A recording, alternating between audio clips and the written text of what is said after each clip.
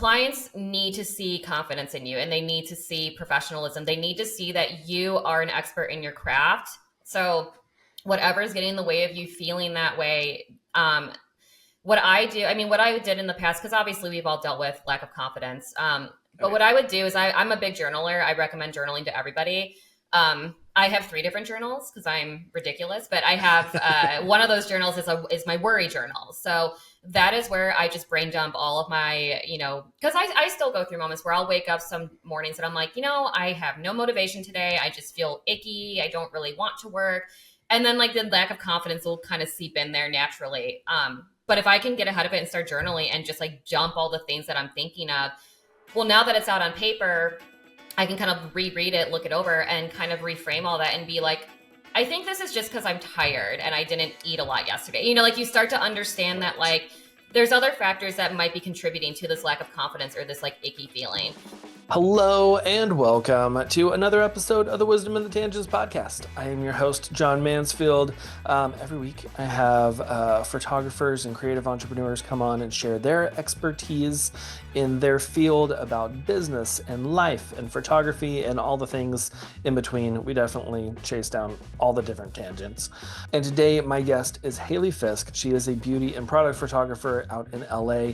And today she is going to share a lot about how you can pitch yourself to working with brands. I know a few of you listeners have reached out about wanting to have more brand photographers on to talk about working with brands, doing product photography shoots, spec shoots, all of that. We get into all of that today. Hayley is just a mind. She has a mind full of knowledge. We're going to go with that. I don't know what I was trying to say, but she just dropped so much knowledge for you for working with brands, doing product shoots, and getting started. So even if you haven't done any of this, but you're wanting to do some product photography and work with brands, this is a great episode for you to really get those first few steps and get things rolling. So let's get into my conversation with Hayley Fisk. Welcome to the podcast. I'm excited to have you here. Thank you. I'm excited to be here. Yeah, I'm very excited about this. I know that like for me, I started as a wedding photographer, have been that for over a decade, kind of getting into doing more branding work and commercial work. And like over the last almost 5 years of this podcast, I've had a lot of wedding photographers on, just because that's like the circles that I tend to run in. And this is going to be nice because I know that there are quite a few brand photographers who listen who have been like, hey, I would love to have some more like brand photographers on and talk about that whole genre of photography. So I think this is going to be great. And I love your presence on Instagram and all that and everything, all your reels and stuff have been like all the behind the scenes. I'm like, oh, that's really cool how you set that up. So I'm excited to chat today. Yeah, same here. Thanks for the shout out. I have worked really hard this year with my social media manager on my Instagram. So I'm glad to hear that I'm getting good feedback. Nice. Yes. No, that's great. Yeah. Social media is just like, it is so much. Just to be it's a everywhere. Job. Yeah, no, it is a full-time job. Like, it's a lot. Yeah.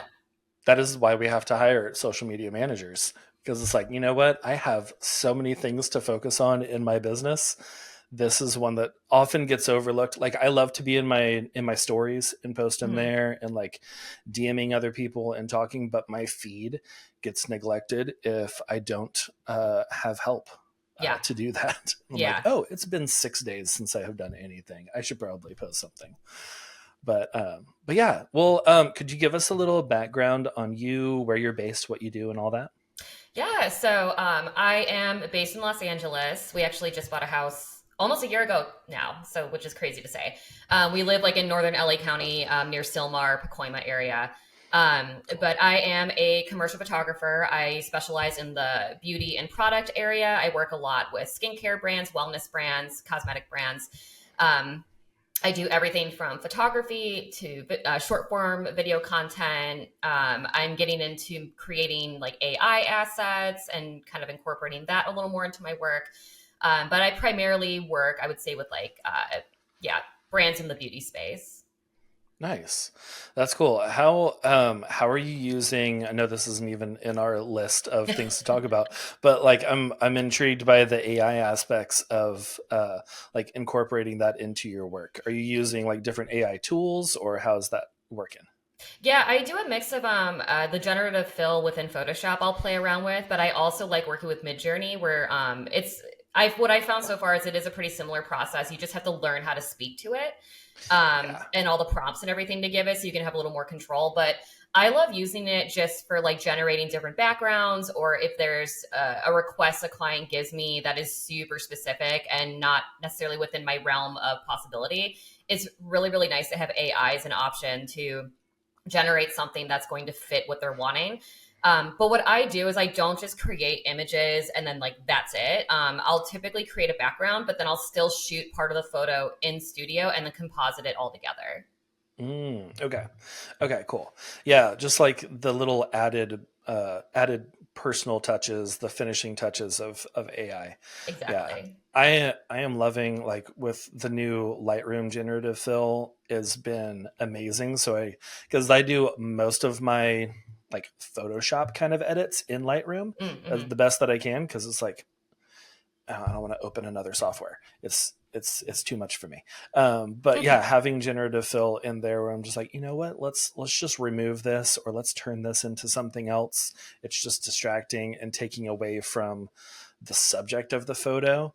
And then it's been cool, except, whenever it's just like, here is a random hand that I'm Yeah. just going to put over here. But yeah, I think it's like you said, you kind of have to learn how to speak to the different AI softwares, like using ChatGPT. I have had to learn Mm-hmm. how to prompt, how to ask different things to where it's not just giving me the same old thing that everyone else is getting, where it has, words like journey Yes. and all of that, where I'm just like, if I see that on like a podcast title, I'm like, you use ChatGPT. Mm-hmm. No one talks about journey. Mm-hmm. Um, but that's cool. Okay. And you moved out there a year ago. Where were you based before that? We moved from Koreatown, really close to Hollywood. So me Okay. and my husband were there for about 7 years. So Nice. Okay. yeah, Very lot, cool. a lot quieter out here, which we like. Yes. Yeah. I would imagine. Yeah. Okay. Well, that's cool. Has there been like over your career of being a photographer, has there been something that has stood out to you, like a lesson or some piece of advice from someone that just like changed the way that you look at business? I mean, gosh. So, I mean, I've definitely gotten a lot of pieces of advice as I've grown, but I think one thing that really stood out for me early on in my career was something someone told me from when I was working at the NFL Network. I was at that time like really starting to get back into shooting, as per her encouragement. But I kind of started to get really wrapped up in like getting clients before. I mean, I was really trying to sprint before I could crawl. And she gave me some really good advice because she could tell I was starting to get like anxious and nervous. And she's like, listen, don't go after things you're not ready for just yet. Like, yes, if you land a client and you feel confident, then go with it. But if you're landing a client and you're feeling like so much nerves and just like scared and you're questioning if you're going to be able to do a good job, that is something kind of speaking out within you saying like, I'm nervous because we haven't created some sort of like process and comfortability with this. Granted, obviously, you want to know the difference between just being fearful of something because it's new versus if you're ready for it. So I Hmm. think sharpening that inner judgment and learning how to do that early on in my career was really, really helpful. And I do recommend that to a lot of photographers, especially when pricing things out. I know a lot of young photographers where they want to start and their instinct is to charge less because they don't have a lot of experience. But my kind of opinion on that is rather than charging less, because that affects all of us, I would say hold off until you feel comfortable to charge those premium prices. Unless you're working with like a startup brand where it behooves you to work with them. You guys have like a good arrangement set up. But I'm saying Yeah. like, working with like really big name brands and lowballing because you don't feel like you're worthy of a higher price point. I very much like tell photographers like be very wary of that and just be more aware of what you're ready for. Yeah.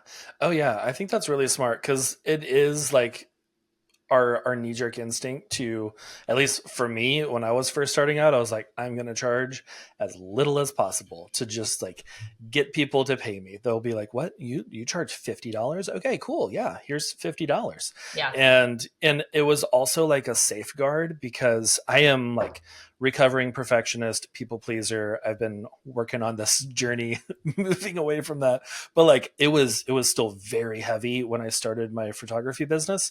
So there was like that little bit of security of, well, if they're not satisfied with what I give them, then they would just be like, well, it was a cheap photographer and we didn't pay that much, so it's okay.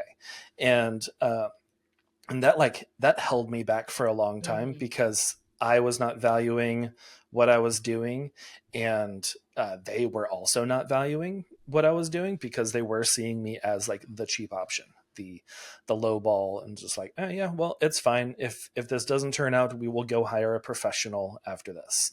And yeah, I think that's really smart, like what you were saying of like, don't start off at bare minimum, losing money because you didn't do your cost of doing business, and you're like, oh, I actually lost some money on this job.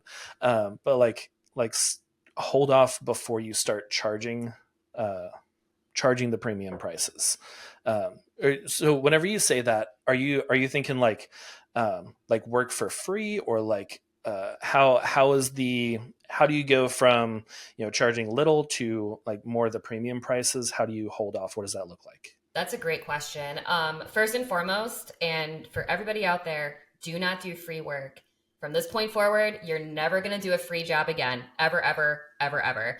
The only time I recommend doing something that's quote unquote free is something where it's like a trade. So let's Mhm. say if a model reaches out to you, not a brand, if a brand reaches out to you and they're like, hey, I want to collab. Here's some products. Can you take photos and we'll tag you? Like, that's my favorite. I still get those outreaches on Instagram. And every time I'm just like, politely, no, thank you. But Yeah. the problem with that is if you do this and you take those photos and you give it to the brand completely for free and you're not even also like licensing them, you now just told that brand that they don't have to pay for photography, whether they're working with a very expert level photographer or someone who's just starting out. They now have it in their mind, why would I pay $5,000 to this photographer to come shoot for a day when I can have Hmm. this photographer do it for free? Yeah. So my recommendation, and this is actually how I kind of got my start, because when I first started out, I was really interested in fashion photography. So obviously, with any niche like that, it is hard to just like jump right into it without a portfolio, without some sort of experience. So what I did was I just did a ton of test shoots. I found models, I found stylists, makeup artists, hairstylists, who just wanted to add to their portfolio, and I got really close to different modeling agencies. And I would say about once a week for a while, I was doing tons of test shoots. That way, my portfolio was at least showing the type of work I wanted to do. Yeah. And also, I mean, on my website too, like it's not like you're listing off the, like I mean, I do recommend obviously when you get to a certain point, have a section that says the clients you work with or that you have worked with. But early on, it's really what clients are going to look for when they're going to your website is that you are shooting something that is going to be comparable to what they're already doing. And maybe even you can elevate it because of your style. Um, so that is what I did is I spent a good, I would say several months just really not only getting my portfolio together, but sharpening my skills working on set, because that's a big thing also. When you first start out is the first shoot you do with a brand, no matter what, it's going to be nerve wracking. You know, it's a whole new experience. You do have to carry yourself very, very professionally. But doing test shoots is a great way to test all that out and to get a little bit of those jitters out before you go on set. Um, so that's my recommendation on how to just get a portfolio together of the work you want to be doing. And then, because that's how I started working with like a really big company. They looked at my portfolio that was all test stuff and they're like, cool, you're hired. So that's my recommendation. And then you own everything. That's the other great thing about doing it that way. Yeah. Yeah, no, I love that you explained all of that because I could just hear like the brains of the listeners being like, okay, so you want me to charge, but I don't have any portfolio, but don't work for free. How does this work? And that makes a lot of sense of like you are essentially working for free because you're not getting paid, but you are getting paid in experience, you're getting paid in connections, and like you're the one putting together these test shoots, and it's not a brand reaching out to you and being like, hey, this is what I want you to do. And it may not align with exactly what you're wanting your portfolio to build into, but you're like, hey, someone's reaching out to me and they said that they'll tag me and they have, 20,000 Instagram followers. So I'm sure I'm going to get a lot of business. Like Yeah, I, you I won't. have, you won't, no, it won't happen. Yeah. And yeah, and I've had those reach out to me before, and or even brands reach out and then I send them a quote, and then they're like, oh, well, the last photographer that we worked with only charged this much, or the last one that we did a deal where it was free and we promoted to our million followers. And I was like, oh, well, that's not how the industry works. No. That was a one-off. That was someone trying to get into it. Yeah. So I love that. Not styled shoots, that's in the wedding industry, test shoots, Yeah. and like putting those together, reaching out to different creators and models, vendors, all that, to put something together that you want to showcase. So Exactly. yeah. Well, and the other benefit of that too is the more you're networking with all these different creatives, now when you reach out to a brand and when you actually are ready to pitch, you're now able to recommend hairstylists, makeup artists, models, locations. Like Hmm. you are sharpening so much within yourself of just knowledge. And because a lot of brands nowadays, they also don't hate it when the photographer is able to almost produce the shoot and do it because of all their contacts. Like that is a major, major strength if you're able to get to that point. Yeah. Um, and I do see the industry moving in that direction where a lot of brands like working with photographers that aren't just a photographer that shows up, shoots, and leaves. Like they're way Hmm. more involved than that. Yeah. Yeah, because that also it makes the photos better too, and it Hmm. it like everything is moving quickly because you, the photographer, already know what's going on. You already Exactly. have a shot list together. You know what models are going to be there. You know what is set up because you've been in it and you're helping produce the whole thing. So you're not like showing up blind to the shoot. Like, all right, so what are we? Who's out here first? And like Exactly. that gives like that sense of confidence, and that you know what's going on, which is gonna shine really well for the brands working with you. Of just like, no, they know what they're doing. Yeah. I'm definitely gonna hire them for the next time too. 100%. That's how partnerships are created. Yeah, yeah, exactly. So like I love that, like that kind of went into my next question of like how to get started when brands aren't like seeking you out. Are there any other things that we could do?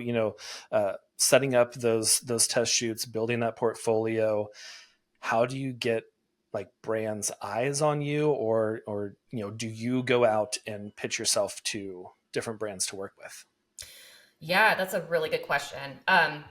So going back to test shoots, because this kind of applies, um, one thing you can do that really will help you out as far as like knowing the type of client you want, go on Instagram, start researching different brands within your niche, and start looking at the content they're already making.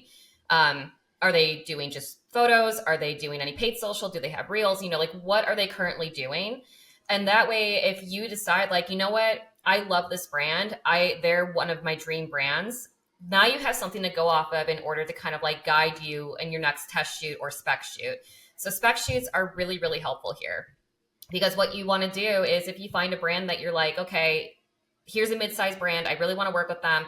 I recommend buying their products or buy like whatever their top selling item is, create a cool spec shoot around that, maybe like 10 to 15 different assets. Try to mix in some videos, some reels, just anything additional that you maybe don't see them doing. Like add that in there just to give a little flair.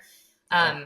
And then what you can do is you can, and also if you have a CRM already, that's a client relation management system. Is that what it stands for? I'm like, Yes. Yeah. yeah, I always want to put like client management system or like yeah, CMS or CMS. something. I I was don't gonna know. say CRM, whatever.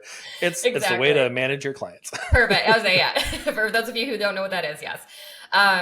So I recommend then you can actually you can find through LinkedIn's a great resource. You can find emails for art directors, creative directors. More often than not, the brand you want to like pitch to, put it into LinkedIn, see what employees come up, and see what contacts are already there. You can also pay someone to get you an email list, which will give you some good people that you can reach out to.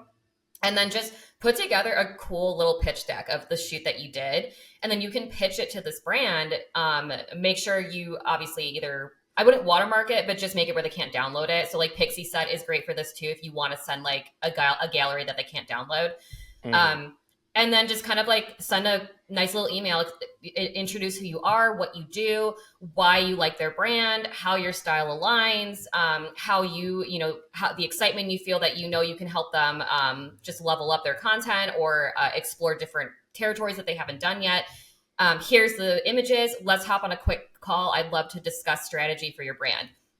Doing something like that is very forthcoming, and you already are showing them images of their product that you did from a shoot that you produced yourself. Brands don't see that as often as I wish they did. And I think a lot of photographers, that is to me the best strategy you can have with getting new clients. And granted, even if the client doesn't respond to you, and bonus, with a CRM system, you can see when they open the email. That is why I love it. Yeah, that is because I'm also a perfectionist, and that settles my mind so much where I can just leave it alone. As long as I know they opened it, I'm cool. Because that's it's also not just in some spam filter somewhere. Yes. I'm like, okay, it said delivered. Okay, cool. They opened it at this time. Exactly. Perfect. And that's also good. Exactly. And it's also good information because if someone's opening it, but you're not getting a response, well, then let's go back to your email. Let's tweak your pitching. There's maybe something there that is not aligning. It's information. I think and what might feel like a rejection is actually information to help you get the next client. And also, again, if the client doesn't reach out to you or respond to you, now you have this beautiful set of images that you can use when you pitch to other brands.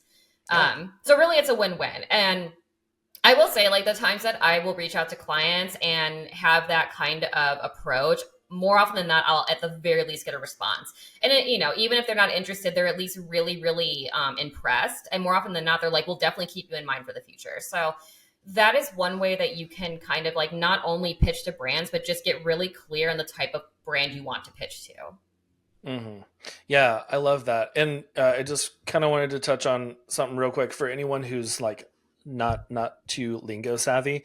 A spec shoot is like taking that branded or brands products or whatever, and that they haven't hired you to do that, and then you producing a whole set around that for them. Is that correct? Correct. Yeah. And you're not giving them these photos for free, but you're more so when you pitch, it's just kind of like, hey, for fun, I put this shoot together because I'm really inspired by your product. And like I said, share it in a gallery where they can't download it, because you don't want a situation where they do and they use it, and that's a whole separate issue. Yes. Say that louder for the people in the back. Yeah. Just like, do not give them the photos for free. Never. They will not hire you. No. And even if they're like, oh, if you give us these for free, we'll hire you in the future. Don't do it. They won't. Because as soon as you give them the photos for free, now they know that they can do that to other photographers. Mm-hmm. Yeah. It's that same thing earlier of just like, don't do that, because it tells them this is how the industry is and you can treat photographers this way. And yeah, it is a business. Like you run a business, they're working with a business. This is not like someone, some brand reaching out and being like, hey, I saw your story that you made about, Olipop or something and how you're trying this flavor. Could we share it in a reel? Right. And something like that as a personal person, because I had that happen on my personal account, and I was like, yeah, sure, whatever. Right. Like this was just me walking in the park drinking soda, right? And I was like, yeah, I didn't put anything into this, but if you want to work with me, yeah, we do have this.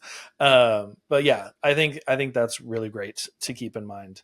Of like having that CRM, having that way of being like, okay, yeah, if you want to purchase these, and then, like using Pixie Set, PicTime, whatever, all the many different,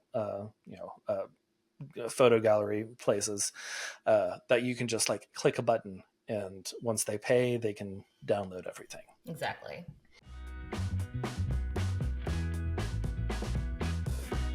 Have you ever learned something that you feel like you learned way too late in life? I feel like that guy from Instagram who's like, here's something I didn't know until my 30s, because here is something I didn't know until I was in my 30s. Your savings account can actually make you money. And I'm not talking about like traditional savings accounts that are making you like 0.01 to 0.3% interest, just pennies. That's pennies, people. I'm talking 1.5 to over 4% interest. That doesn't sound like much, but if you're talking numbers, let's say you have like $5,000 in your savings account for taxes at the end of the year, that's the difference between accruing $15 and $200 extra dollars. Now, this is a high yield savings account. I've talked about these a few times on the podcast, but now I have partnered with Sofi to bring you a little extra money. Whenever you start your free high yield savings account through Sofi, they will deposit an extra $25 in there for you for free. That's literally free money. And yes, this high yield savings account is just like a normal savings account where you can access your money. You don't have to like wait for 7 to 10 business days until you can get anything out. It's a normal savings account, except you're making more money. So go to allheartphoto.com/SoFi. That's allheartphoto.com/SOFI and let your money make you money. Yeah. So like for communication with brands, for like reaching out, how can we make that, I don't know, a little like kind of build confidence, make that a little bit stronger? If you're just like, I don't know, I've never reached out to anyone, I don't know what to say. You said, pitch myself, like how do I even do that? Like what are some, do you have any suggestions, tips on that? I mean, as far as like pitching goes, if you are having a confidence issue with that, I think the bigger thing to look at that point is look within and kind of unpack where that lack of confidence is coming from and get really clear on what is causing it. Are you on Instagram looking at stuff and you're just comparing yourself to other photographers and you feel inadequate because of that? Are you newer in the industry and you don't feel like you can charge what you want to charge because you're younger? Like whatever it is that is kind of getting in the way, it is so important to kind of get ahead of it, unpack it, and try to find a way to reframe that limiting belief. Because sadly, if you pitch with a lack of confidence, it is going to show at some point in that process, whether it is, in the initial email or when you and the client are going back and forth and your language starts to get a little weaker. And then let's say you get on the call and you're just not confident, your presence isn't showing confidence. Like, clients need to see confidence in you and they need to see professionalism. They need to see that you are an expert in your craft. So whatever is getting in the way of you feeling that way, what I did in the past, because obviously we've all dealt with lack of confidence. But what I would do is I'm a big journaler. I recommend journaling to everybody. I have 3 different journals because I'm ridiculous, but I have one of those journals is my worry journal. So that is where I just brain dump all of my, because I still go through moments where I'll wake up some mornings and I'm like, I have no motivation today. I just feel icky. I don't really want to work. And then like the lack of confidence will kind of seep in there naturally. But if I can get ahead of it and start journaling and just like dump all the things that I'm thinking of, well, now that it's out on paper, I can kind of reread it, look it over, and kind of reframe all that and be like, I think this is just because I'm tired and I didn't eat a lot yesterday. Like you start to understand that like there's other factors that might be contributing to this lack of confidence or this like icky feeling. So that's my biggest recommendation, is whether it's journaling, whether it's meditation, or whether it's even just talking to someone in your community that you trust. That's another huge resource, is other photographers. I have several really good friends who are photographers, and we text each other when we're feeling a certain way. If we're just like, yeah, I just feel like my work isn't great. Do you guys mind looking at my website right now? Or here's a shoot I did. Can I get your feedback? Mm-hmm. That helps a lot with getting more confidence, because when you hear your peers being like, oh my God, this shoot is amazing. It's incredible. That also will give you that, especially if it's people you admire. I mean, there is nothing better than a photographer you admire saying a shoot you did is amazing. So I think deal with the confidence issue before you pitch. That's my recommendation. Because I've talked to photographers who kind of do it the other way, and they'll send me their emails or their text scripts, and I'm reading through it and I'm like, not trying to be mean, but this sounds very like you're questioning if they should work with you. Like you're almost coming at it like, oh, would you like to work with me? And Maybe if you feel like maybe, it. yeah, like you don't want to ask a client that. You want to say like, I'm the best person who's going to get you more sales. Like, let's hop on a call and discuss strategy. Um, yeah. So I think and yeah, I mean, I'm also a big proponent of therapy. I still go to therapy. I've been going to therapy since I was like 18 years old. That's another great place to kind of unpack a lot of that. Oh yeah. Yeah, so that's my big recommendation.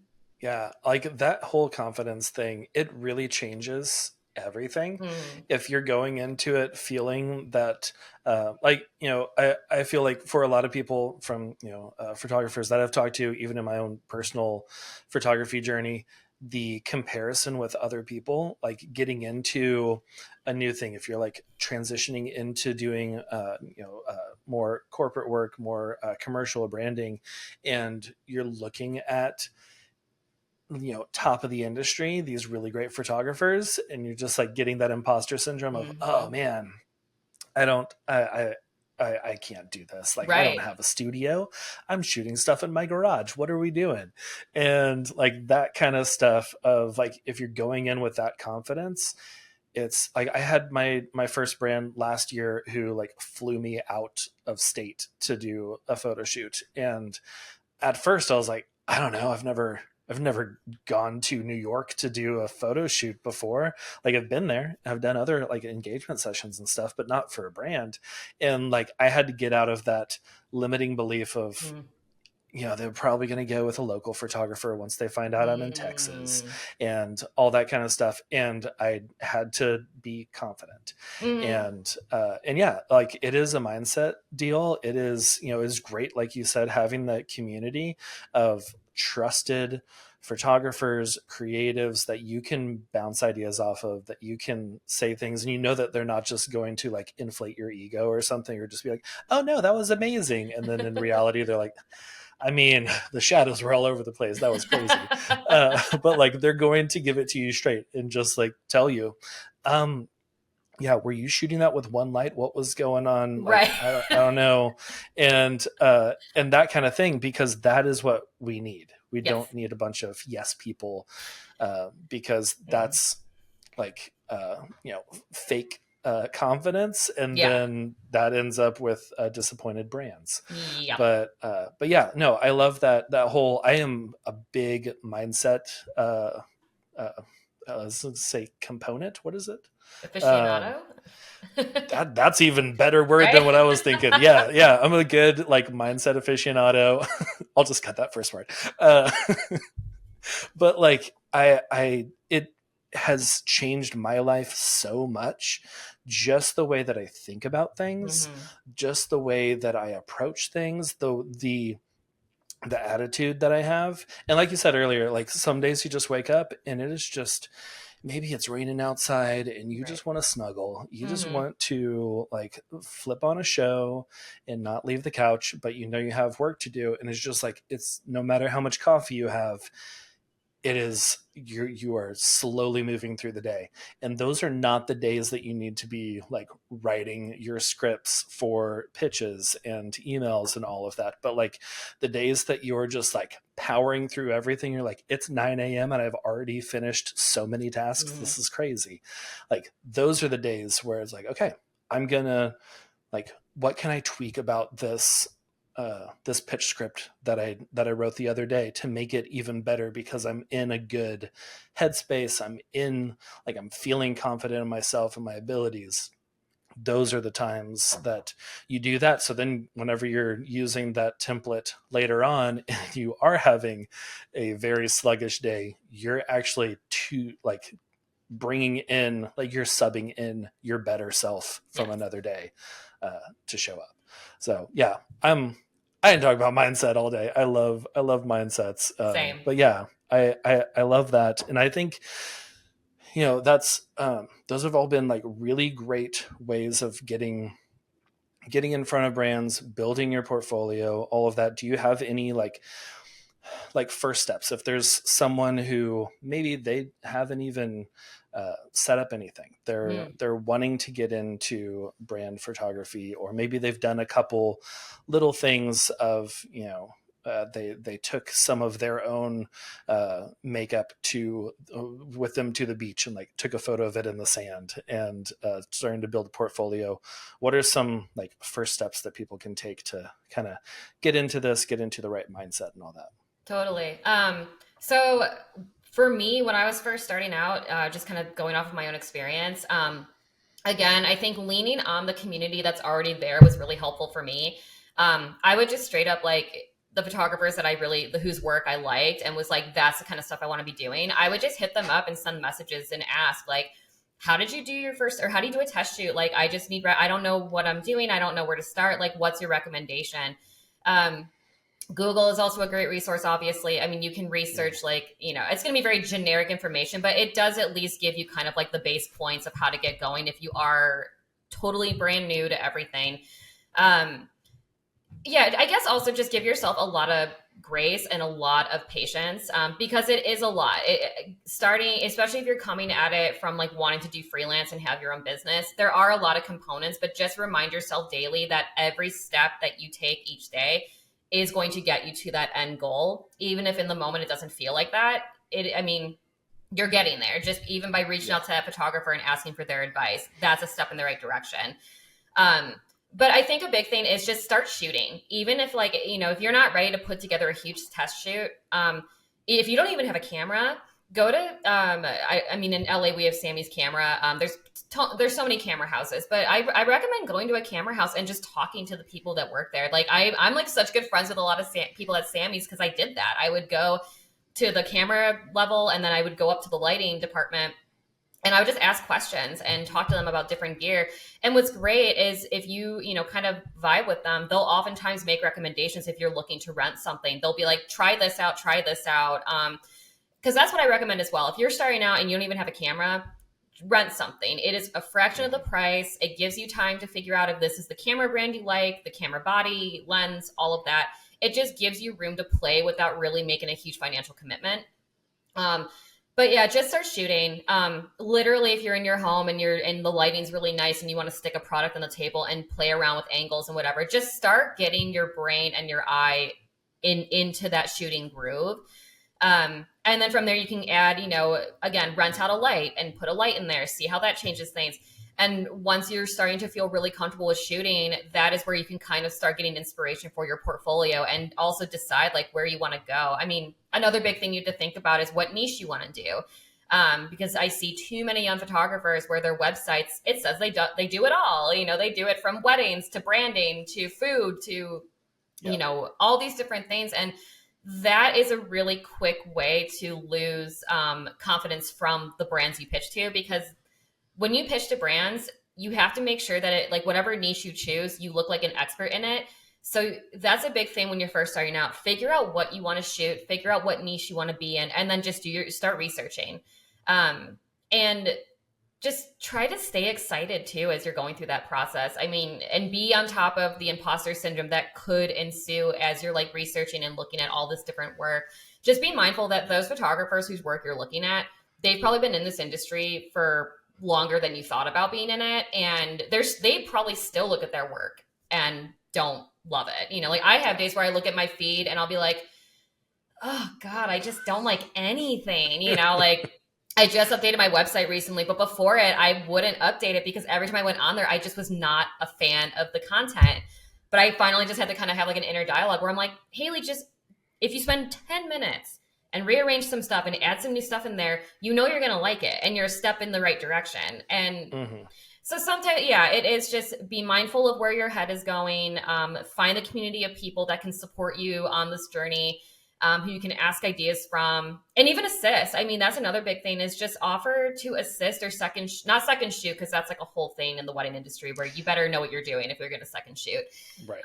But yeah, assist, offer to shoot some BTS as well, because then you get to see how a photographer is working on set and you can talk and you can ask them questions right then and there about lighting and the camera and all these different things. So, and honestly, like I still get reached out to by people offering to assist. And I love that. I personally love when people reach out to me because I don't have time to go search for people. So yeah, the photographers that you are really interested in, like start a dialogue, ask if they ever need an assistant. And that's another great way. So I would say, yeah, there's so many things you could do. That's where I'm like, I know I'm rambling a little bit here, but Yeah, but just like giving us so many different things is yeah, like, okay, these are great steps to take.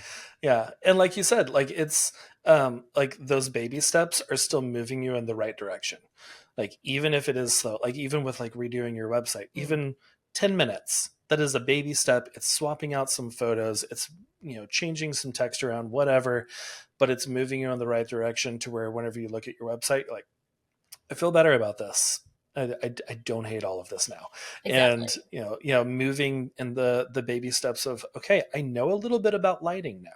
Okay, I know how to use my camera. I know how to pose a product when I've been posing people Hmm. for years. This is very different. I can't be like, all right, be happy or fake laughter or whatever and come out with a good photo.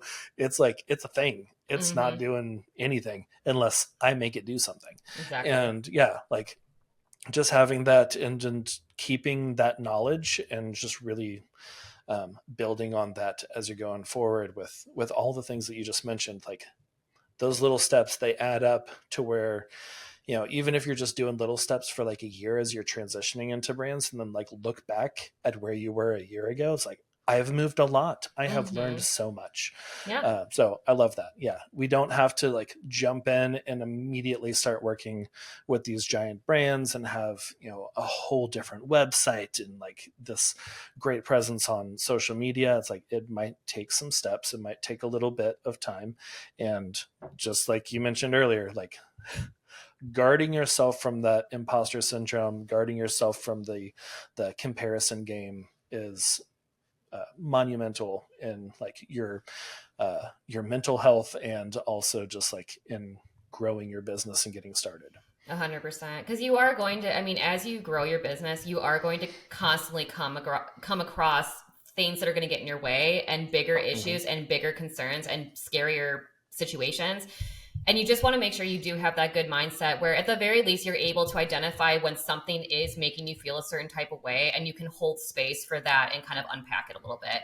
Um, but and another thing that really helps, and I've found this being amazing for me, is where if you have the finances, like work with a coach or work with a mentor. I offer those services myself, but it can be really helpful working one-on-one or even a group program with somebody who has already done what you're wanting to do, and literally is there to answer questions and help you as you kind of navigate this new journey. Yeah. Yeah. I love it. That's so great. Okay, cool. Hayley, this has been so great. I love like all of this, especially like those little baby steps of getting in there, working, just moving forward and taking yourself forward. Before we get into like where people can connect with you, find you online, work with you, all of that. I like to do something where we talk about what we're loving this week, and it can be literally anything: movie, book, TV show, new food, whatever. What are you loving this week? Oh my gosh, I think what I'm loving this week is I kind of had like a moment yesterday when I was journaling, or today's Wednesday, so Monday I journal. I'm really loving, I know it's like kind of slow right now for a lot of photographers. I've been hearing that on my end, other than my retainer work, it's been a little slow. But I myself, it's the first time in my career that I'm able to just kind of like relax and kind of go with it. And like this week, for Mm-hmm. example, just has been super lovely. Like I work, but then also the downtime I do have, I'm just like so grateful for it. So I'm just loving that. I'm loving just the gift of time and rest, because I would say up until this year, I was pretty much working like 7 days a week, like every single day, and I just constantly went through burnout. But Yeah. I feel like this is the first time, and this slow period has been really advantageous for that, where I can just kind of sit back and be like, there's nothing I need to do right now that needs to require that stress energy. So I'm just gonna like chill and cook a meal and just watch any show or read a book. Like I think I've honestly done all three already this week. I'm reading this one book. I have it over on my table, but it's like we're something. Are you worthy? Or it's about worth, but Okay. I forget the name. It's it's literally, I can see it. I just can't read the title. But it's really cool. It's a book that talks about like just it unpacks like where our sense of worth comes from, how it gets corrupted, how our brain kind of works with that idea. I love it. I love it. It's been great. And just, yeah, just giving myself time to journal and meditate and just really get, just give myself that gift of like rest. So that's what Oh, yeah. I really love this week. I love that. Yeah. And that book sounds amazing too. Cause that's like, as a perfectionist and people pleaser, like my worth came from the approval of other people for Yep. way too long, and still pops up every now and then. And I have to be like, okay, no, Yeah. I can at least address it and see it now. But yeah, I'll get the name of that book, the title from you after this, and I'll put it in the show notes too. Perfect. But that sounds amazing. And yeah, no, I like that. Like, it is nice to not feel that like that I need a hustle. I'm constantly working, and just being able to relax and coast a little bit, and not be like, okay, I'm coasting, but I know that next month is going to be back at it because I got to make up for this time that I took rest. Right. And that is a hard place to get to as an entrepreneur, because we are, that whole adage of like, I left my 9 to 5 to work 24/7. It's, as an entrepreneur, you're often thinking about your work, even in the off times. So getting to a mental place where you can kind of check out and be like, all right, I have clocked out now. It is family time. I know Yep. that hit me like a couple years ago, where I was like, okay, I really need to set some boundaries, because I was like checking my email while I was playing a game with the kids. I was like, I don't need to be doing that. It is 6 Right. p.m. I need to check out. But no, I love that. Let's see. This week I'm loving a game. It's just like it's Pokemon Go on the phone. It's like, I know it came out like 5-6 years ago or whatever, and it was a big thing. I played it a little bit. I never was really into Pokemon. I didn't know any of that, but it was like a fun get outside, move around. You have to go find some things. And I introduced that to my 9-year-old the other day, and he has loved it. And we'll just ask, it is very hot here in Texas right now. Well, not right now, because it's just like raining all week, but it has been very hot. And we've just been inside a lot more this summer. And it has been really great for him to just be like, hey, can we go to the park? I want to go. There's this one over here where we can like walk this trail, and then I get bonus points and stuff. I'm like, yeah, let's go walk the trail. And like getting outside, getting sweaty, getting uncomfortable, and then coming back to the AC quickly. But it's been very cool. I'm not really a Pokemon person, but I'm also playing on my phone, and like we can battle together at gyms and stuff. And it's been another kind of fun bonding moment with him, which is cool. So yeah, I'm loving that this week. Aw, see, I have a sad story with Pokemon Go because I was playing it when it first came out and I got really far, but I don't know what happened. I just opened the app and all my settings had gone away and Same. everything was gone. Yeah. And I've never played since because I was just so upset.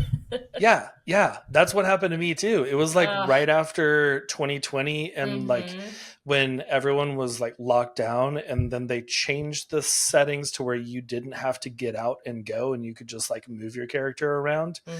And then one day I opened it up, and it was just like, welcome here, choose your name. And I was like, what? No, I had so many things, and I just got upset, and I deleted the whole app until last week.